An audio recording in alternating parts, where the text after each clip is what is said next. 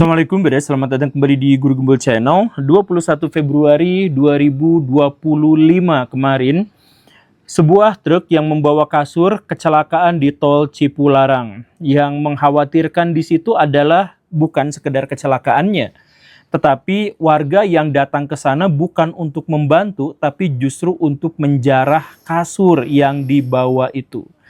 Cukup mengerikan, cukup miris, sedih mendengar bagaimana masyarakat Indonesia yang konon katanya dulu itu adalah orang yang tenggang rasa, orang yang baik, orang yang bergotong royong. Sekarang bergotong royong bukan untuk membantu orang lain, membantu orang yang kesusahan, bergotong royong untuk menjarah barang milik orang lain. Tapi lagi-lagi betapapun kita miris, kita sakit hati, kita terganggu dengan berita itu, kita tahu bahwa itu adalah fenomena biasa di masyarakat, itu adalah hal yang lumrah.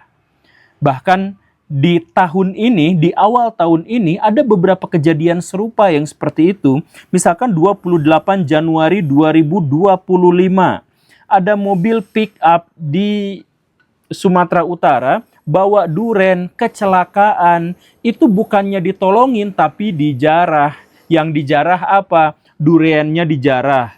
Kemudian STNK-nya diambil. Kemudian uang si sopir yang di dompet yang 1,5 juta untuk ongkos, itu juga diambil sama warga, sama masyarakat. Masyarakat ngomongnya apa? Berkah. Itu yang dikatakannya. Dan yang luar biasanya apa?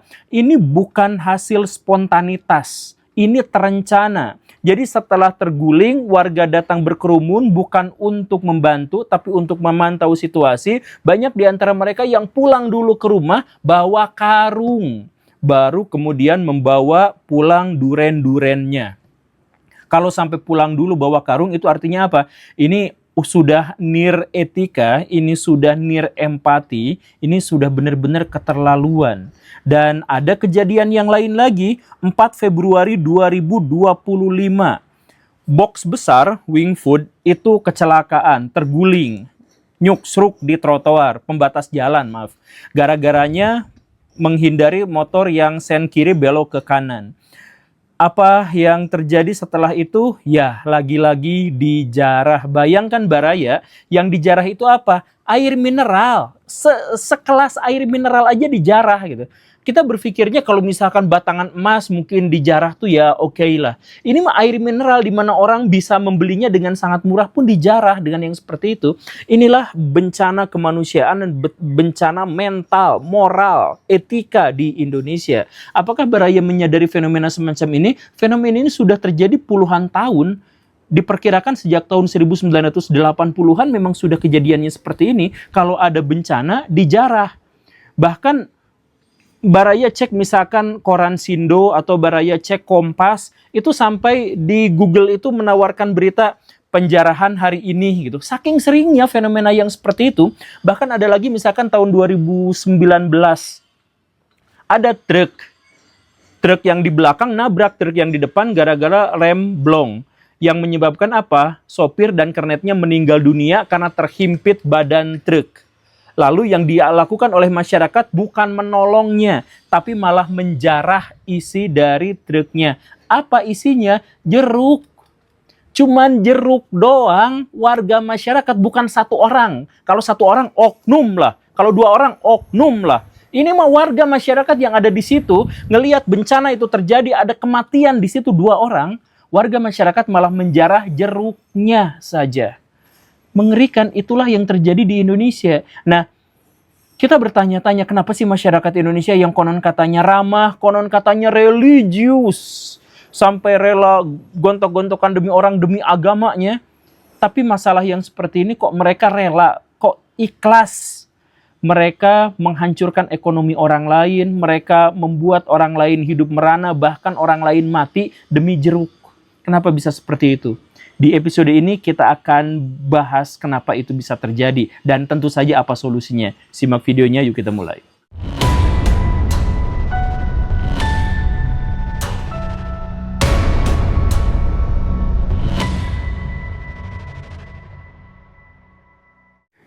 Kalau Baraya menyimak kasus-kasus penjarahan di Indonesia terhadap mobil-mobil yang kecelakaan, maka Baraya akan menemukan beberapa pola yang bisa sangat mudah diidentifikasi. Di antaranya adalah bahwa warga sama sekali tidak merasa bersalah untuk melakukan penjarahan.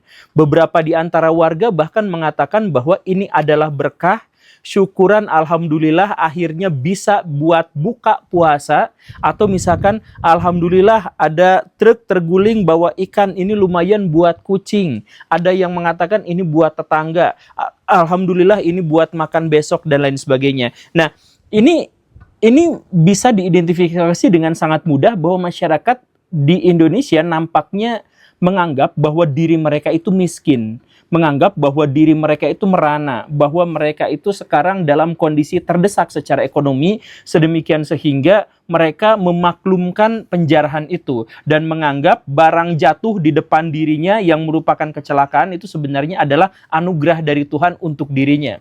Jadi orang-orang yang terlampau miskin atau yang mentalnya miskin itu akan mentolerir kesalahan-kesalahan yang dia lakukan. Baraya tentu saja misalkan menemukan kalau ada pencopet ketangkap sama polisi, diwawancara, maka mereka mungkin saja akan berkelit dengan mengatakan, ya Pak demi hidup, ya Pak demi menunjang anak saya sekolah, ya Pak. Kan biasanya seperti itu.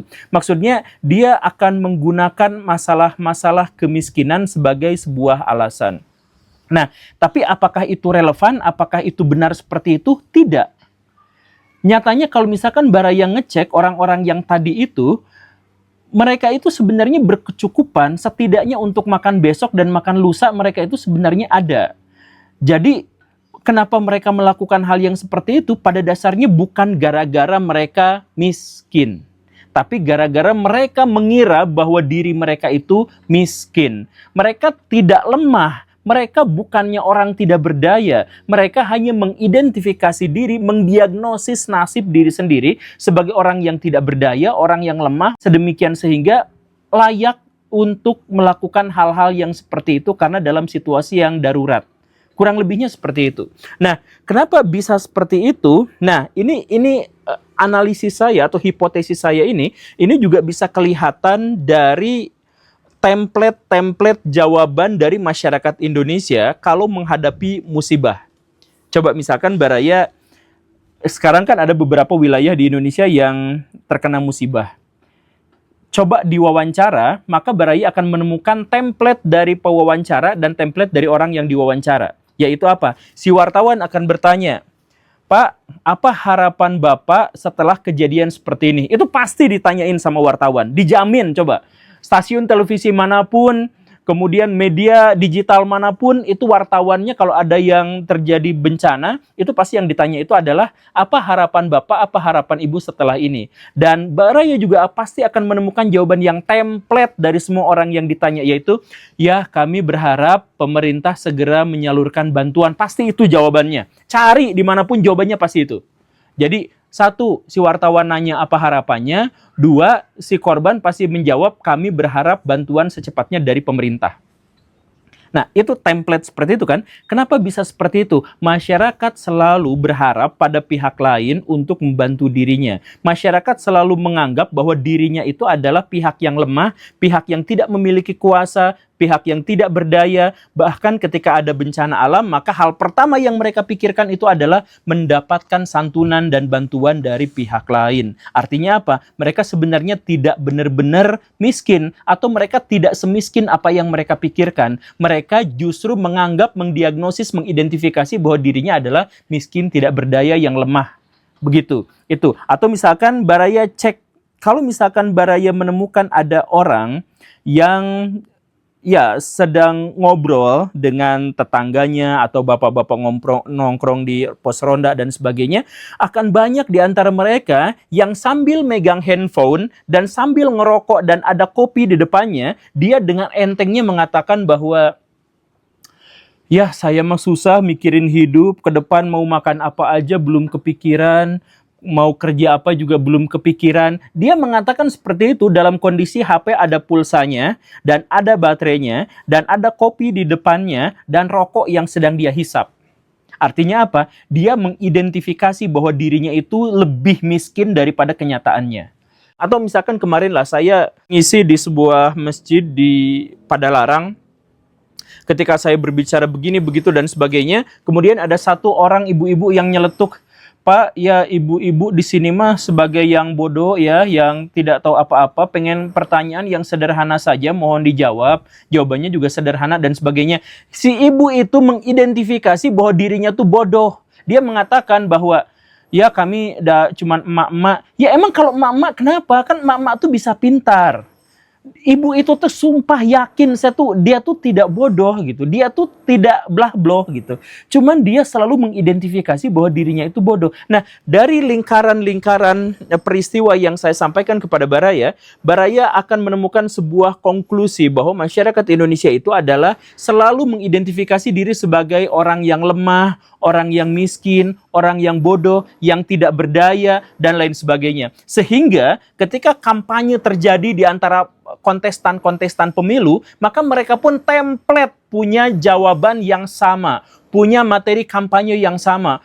Hidup diri kami sendiri, kalau kami terpilih maka kami akan membela rakyat, akan mendukung rakyat, akan memberikan rumah gratis buat rakyat, akan mendukung makan siang buat rakyat, akan mendukung BBM murah buat rakyat. Semuanya buat rakyat, buat rakyat. Karena apa? Karena si pejabat-pejabat itu juga memakan cerita dari rakyat di depannya, bahwa rakyat itu tidak berdaya untuk bisa menghidupi dirinya sendiri, tidak berdaya untuk dapat makan makanan sendiri, tidak berdaya untuk jual beli motor sendiri, dan sebagainya. Sehingga rakyat hanya bisa menerima pemimpin yang bla bla bla terhadap rakyat, bla bla bla terhadap rakyat.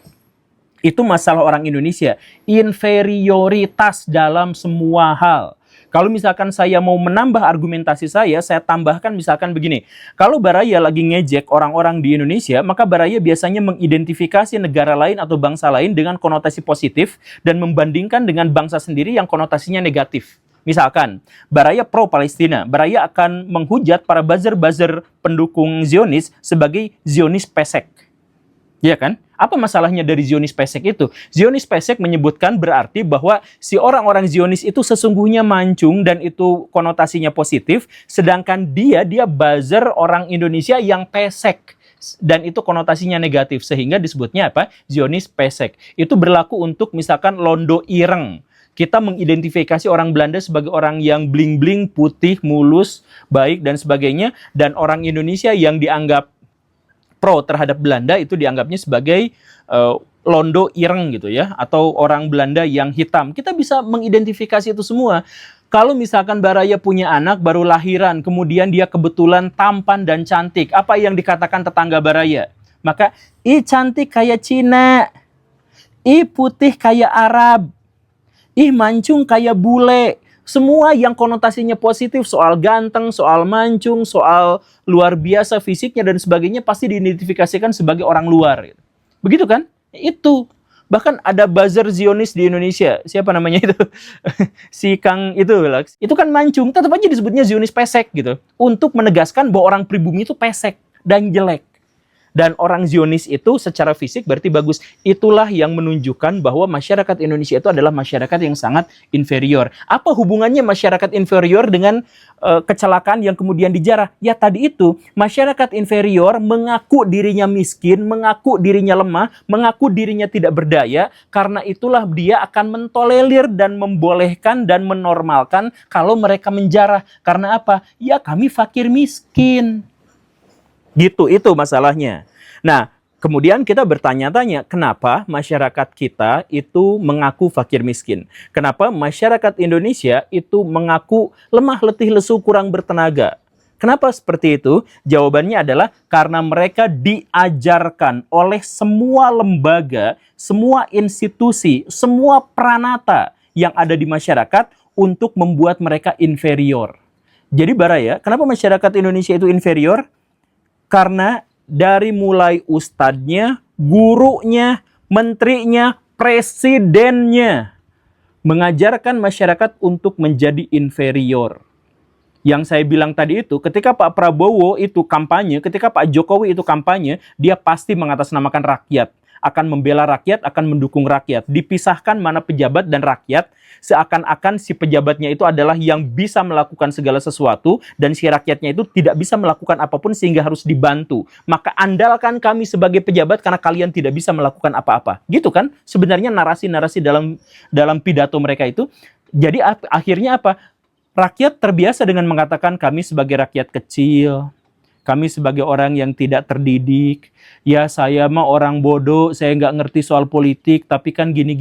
Itu kan, masyarakat Indonesia itu terbiasa untuk mengidentifikasi dirinya sebagai masyarakat yang inferior. Itu sama para politikus diajarkan seperti itu. Lalu kemudian sama siapa lagi? Saya mohon maaf ya, sama agamawan. Agamawan itu ngajarin kita banyak diantaranya untuk menjadikan diri kita itu inferior.